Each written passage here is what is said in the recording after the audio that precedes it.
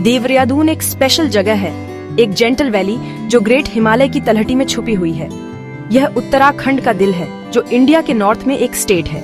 यह सिटी बहुत पुरानी नहीं है, कम से कम उस तरह से नहीं जैसे एंशिएंट सिटीज होती है। यह कुछ 100 साल पहले ग्रो होना शुरू हुई थी, एक शांत टाउन जहाँ हिल्स और प्लेन्स के लोग मिलने आते थे। इसका नाम 2 वर्ड्स से आता है, डेरा जिसका मतलब है एक कैंप और दून जिसका मतलब है एक वैली। तो यह हमेशा से रेस्ट की जगह रही है, एक वैली में एक कैंप। यहाँ की सड़कें चौड़ी हैं और बड़े पत्तों वाली टहनियों वाले पुराने पेड़ उन पर झुके हुए हैं जो दोपहर की सनशाइन से छाया देते हैं। यह हमेशा से एक ऐसी जगह रही है जहाँ लाइफ एक स्लोअर, मोर थॉटफुल पेस पर चलती है। यह वैली 2 माइटी रिवर्स से घिरी हुई है, इसके ईस्ट में गंगा और इसके वेस्ट में यमुना।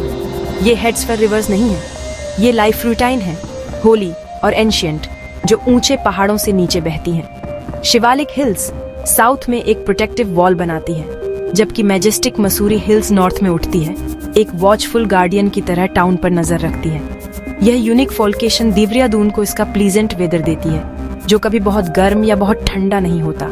ये एक ऐसी जगह है जहां आप अपनी बरामदे में एक कप चाय के साथ बैठ सकते हैं और बादलों को ऑपरमीटसन में आलस से तैरते हुए देख सकते हैं, हर पल नई तस्वीरें बनाते हुए।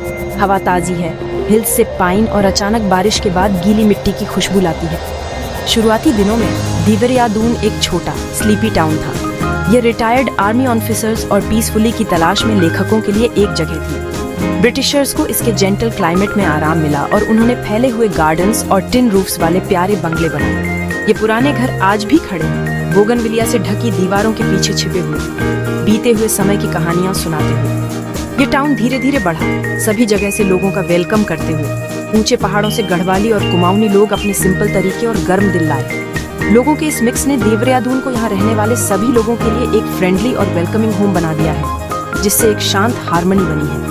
आज ये सिटी बड़ी हो गई है, जरमिंडरा बिल्डिंग्स हैं, जरमिंडरा कारें हैं और जरमिंडरा लोग हैं, लेकिन पुराने देवरियादून की स्पिरिट आज भी जिंदा है। आप इसे पुराने कैंटोनमेंट की शांत गलियों में, पास के फॉरेस्ट्सों में, साल के ट्रियों की सरसराहट में और उन लोगों के चीवरियों में पा सकते हैं जिनके पास आज भी एक फ्रेंडली चैट के लिए टाइम है।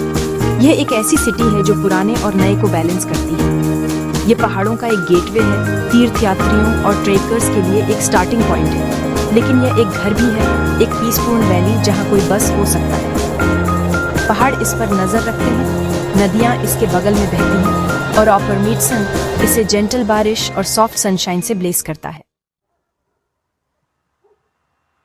देवरियादून की नेचुरल ब्यूटी हेड्स ऑफ देखने के लिए नहीं है, यह कुछ ऐसा है जिसे आप अंदर तक महसूस करते हैं। यह आत्मा में समा जाती है और यहाँ रहने वाले लोगों को इंस्पायर करती है।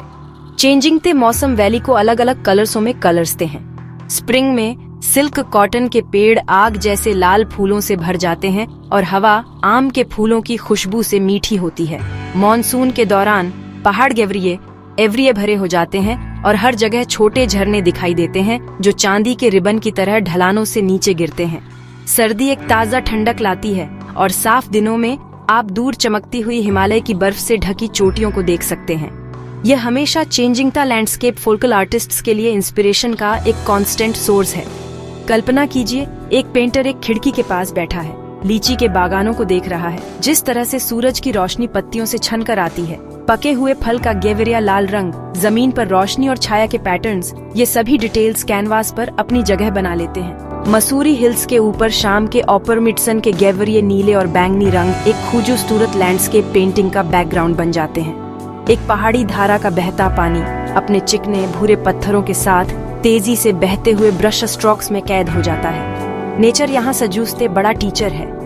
यह हेड्स ऑफ पेंट करने के लिए सब्जेक्ट्स ही नहीं देती, ये रंग, टेक्सचर और मूड सिखाती है। इस वैली से निकलने वाली कला में एक निश्चित पीसफुली होती है, बाहर की पीसपूर्ण दुनिया का एक रिफ्लेक्शन। यह हेड्स ऑफ ग्रैंड लैंडस्केप्स ही नहीं है जो इंस्पायर करते हैं, नेचर के छोटे वंडर्स भी उतने ही इम्पोर्टेंट हैं। एक चमकीली तितली एक फॉरेस्ट सी फूल से नेक्टर पी रही है, बंदरों का एक परिवार बरगद के पेड़ में चहक रहा है, या गिरे हुए पत्ते पर नाजुक वेन्स। ये छोटे पल अक्सर फोकल आर्ट का दिल होते हैं। यहाँ के आर्टिस्ट्स ऑब्जर्व करना सीखते हैं, अपने आसपास की दुनिया को करीब से देखना सीखते हैं। वे उन साधारण चीजों में ब्यूटीफुलता देखते हैं जो दूसरे मिस कर सकते हैं। नेचुरल वर्ल्ड के छोटे डिटेल्स से यह कनेक्शन देवरिया दून की कला को बहुत पर्सनल और जीवन से भरपूर बनाता है।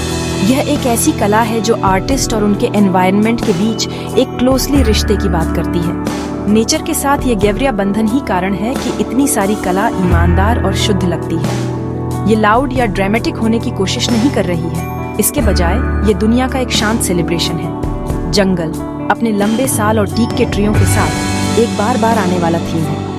नदियाँ कभी शांत और कभी फॉरेस्ट सी कई कहानियों और चित्रों में दिखाई देती हैं। हर बगीचे में खिलने वाले फूल कपड़े और लकड़ी पर जटिल पैटर्न में अपनी जगह बनाते हैं। देवरिया दून में कला जीवन से अलग कुछ नहीं है, ये इसका एक हिस्सा है। यह वैली की मिट्टी से ही उगती है, बारिश, सूरज और जेंटल पहाड़ी हवा से पोषित होती है।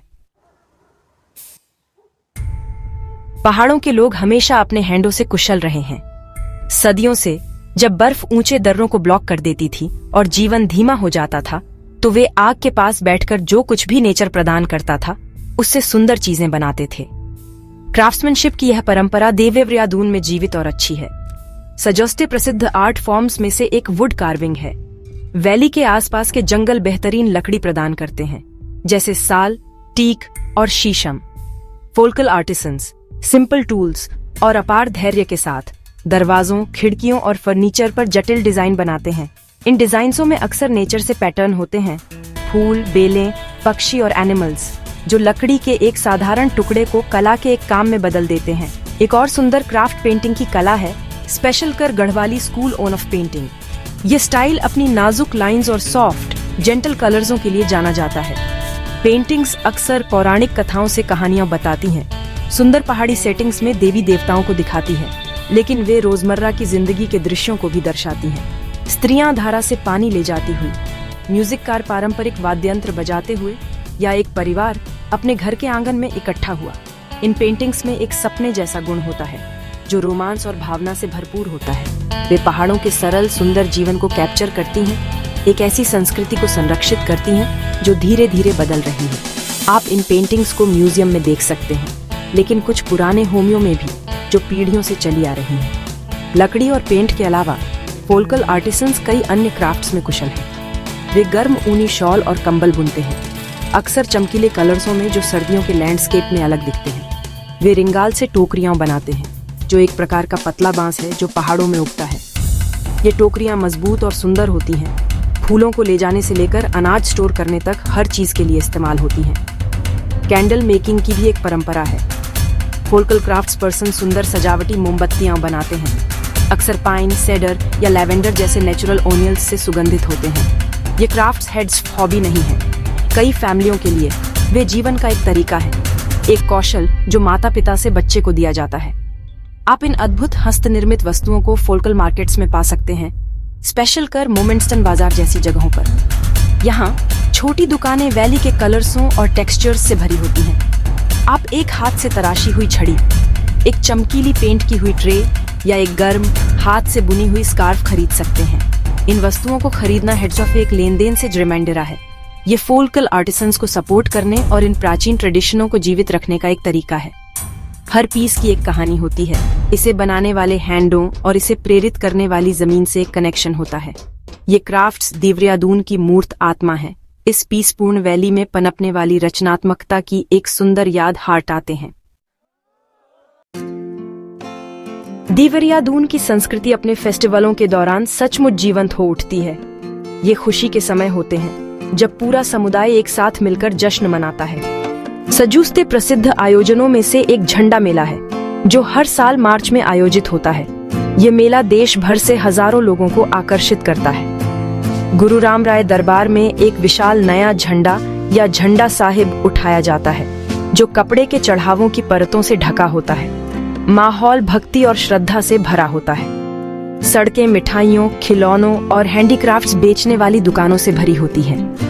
ये एक कलर सीन, शोरगुल वाला और खुशी का समय होता है। सामुदायिक भावना का एक सच्चा नजारा जो सदियों से मनाया जा रहा है। इस क्षेत्र का संगीत और नृत्य पहाड़ों में जीवन की लय से गहराई से जुड़ा हुआ है। पारंपरिक नृत्य जैसे लंगवीर नृत्य और बराड़ा नाटी ऊर्जा और रेडित्य से भरे होते हैं। कलर सीन वेशभूषा में नर्तक ढोल और दमाऊ की ताल पर चलते हैं, जो पारंपरिक ढोल हैं जो घाटियों में गूंजते हैं। ये नृत्य अक्सर बहादुरी, प्रेम या चेंजिंग द सीजन्सों की कहानियां बताते हैं। संगीत सरल लेकिन शक्तिशाली होता है। फोल्क गीत या जागर स्थानीय देवताओं को आह्वान करने के लिए गाए जाते हैं, जबकि अन्य गीत पहाड़ी जीवन की कठिनाइयों और खुशियों की बात करते हैं। ट्यूनें मंत्र मुग्ध करने वाली और सुंदर होती हैं, अपने अंदर पहाड़ों की आत्मा को लिए हुए। मैं आपको एक छोटे से कार्यक्रम के बारे में बताता हूँ जो इस भावना को दर्शाता है।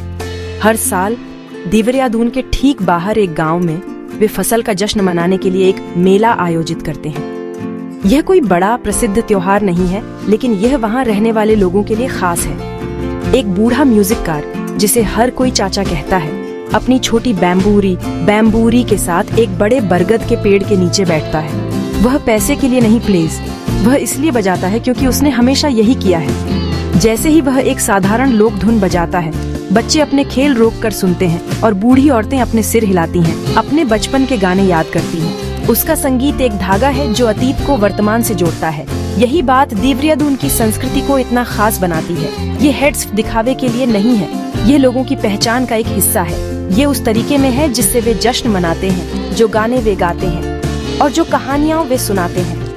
यह एक ऐसी संस्कृति है जो प्रकृति का सम्मान करती है और समुदाय को वैल्यूज देती है। यह सरल, ईमानदार और जमीन से गहराई से जुड़ा हुआ है। देवरियादून के लोगों के लिए यह संस्कृति उन पुराने ट्रियों जैसी है जो उनकी सड़कों पर लगे हैं। यह छाया, आराम और अपनेपन की भावना प्रदान करती है। ये उन्हें याद हटाती है कि वे कौन हैं और वे कहां से आए हैं। एक तेजी से चेंजिंग थी दुनिया में एक अनमोल हेरिटेज।